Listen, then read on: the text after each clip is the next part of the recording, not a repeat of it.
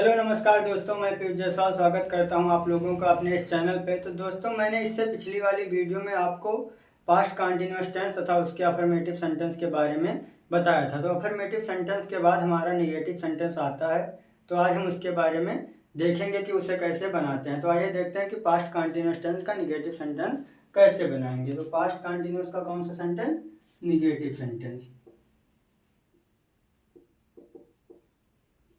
Negative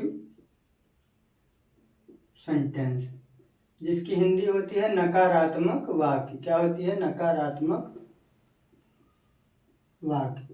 नकारात्मक वाक्य मैंने सबसे पहले यही बताया था कि निगेटिव सेंटेंस वह होता है जिस वाक्य में किसी काम को नकारा जाए या जिस वाक्य में नहीं का प्रयोग होता है। किसका प्रयोग होता है? नहीं का प्रयोग होता है। जिस वाक्य में भी नहीं आए वो निगेटिव सेंटेंस होगा। तो सबसे पहले हम लिखेंगे पास्ट कंटीन्यूअस टेंस का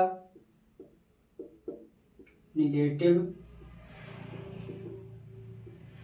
सेंटेंस बनाते समय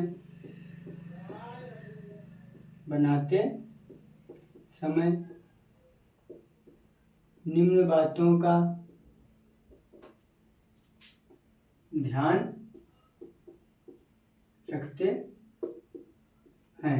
पास्ट कंटीन्यूअस टेंस का निगेटिव सेंटेंस बनाते समय निम्न बातों का ध्यान रखते हैं। बातें कौन कौन से वो भी देख लेते हैं। बात नंबर 1 या रूल नंबर 1 कि एक वचन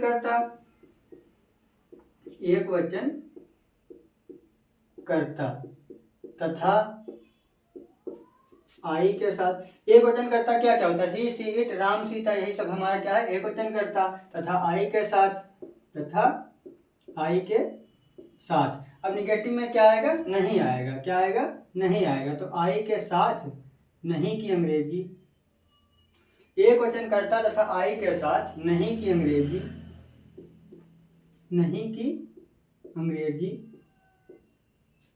हेल्पिंग वर्ब।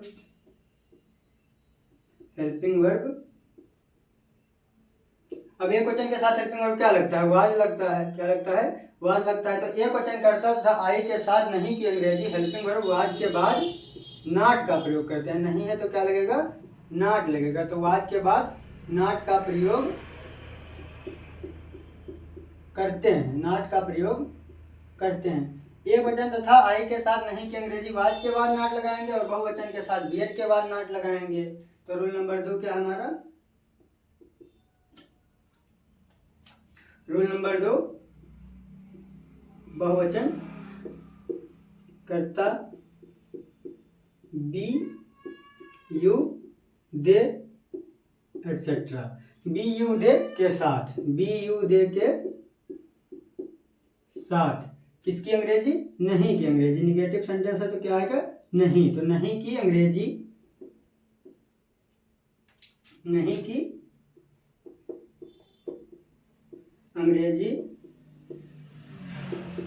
हेल्पिंग वर्ब के बाद नॉट का प्रयोग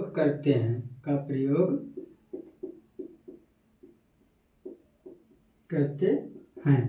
पास्ट कंटीन्यूअस टेंस का निगेटिव सेंटेंस बनाने के लिए सीधा यही है कि वाज के बाद नॉट और बियर के बाद नॉट। अगर एक वचन तथा आई होगा तो वाज के बाद नॉट का प्रयोग कर देंगे और बहुवचन होगा तो बियर के बाद नॉट का प्रयोग कर देंगे। अगर नहीं आएगा तो नहीं आएगा तभी निगेटिव सेंटेंस होगा। और रूल नंबर 3 हमारा होगा कि क्रिया की पहली अवस्था में आईएनजी जोड़ देते हैं। पास्ट कंटीन्यूअस टेंस जिसमें रहा रही आएगा उसमें अफर्मेटिव, निगेटिव, इंट्रोगेटिव सभी सेंटेंस में आईएनजी का प्रयोग होगा।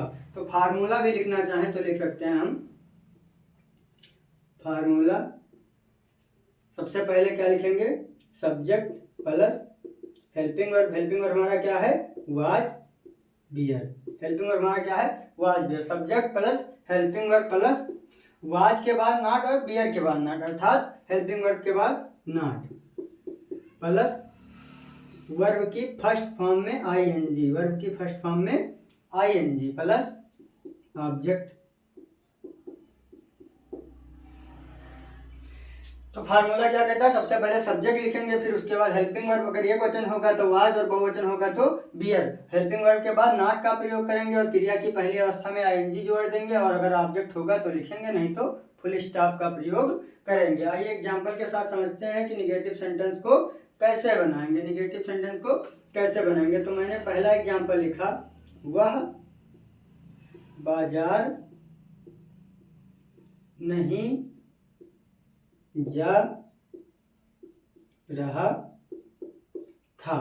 वह बाजार नहीं जा रहा था, अंत में क्या आया, रहा था। क्या आया, रहा था। तो मैंने पास्ट कंटीन्यूअस टेंस का पहचान बताया था कि जिन वाक्यों के अंत में रहा था, रही थी, रहे थे आदि शब्द आते हैं वो पास्ट कंटीन्यूअस टेंस होते हैं। तो इस वाक्य के अंत में क्या आया है, रहा था आया है, तो ये पास्ट कंटीन्यूअस टेंस है। और इसके बीच में क्या आया है, वाक्य में क्या आया है, नहीं आया। क्या आया है, नहीं आया है। तो जिस वाक्य में नहीं का प्रयोग होता है उसे निगेटिव सेंटेंस कहते हैं। तो क्या है, ये पास्ट कंटीन्यूअस टेंस का निगेटिव सेंटेंस है। तो इसे कैसे बनाएंगे, तो सबसे पहले हम फार्मूला देखते हैं और नियम देख लेते हैं। तो नियम लिखा है कि एक वचन के साथ नहीं की अंग्रेजी वाज के बाद नॉट, और बहुवचन के साथ वर के बाद नॉट।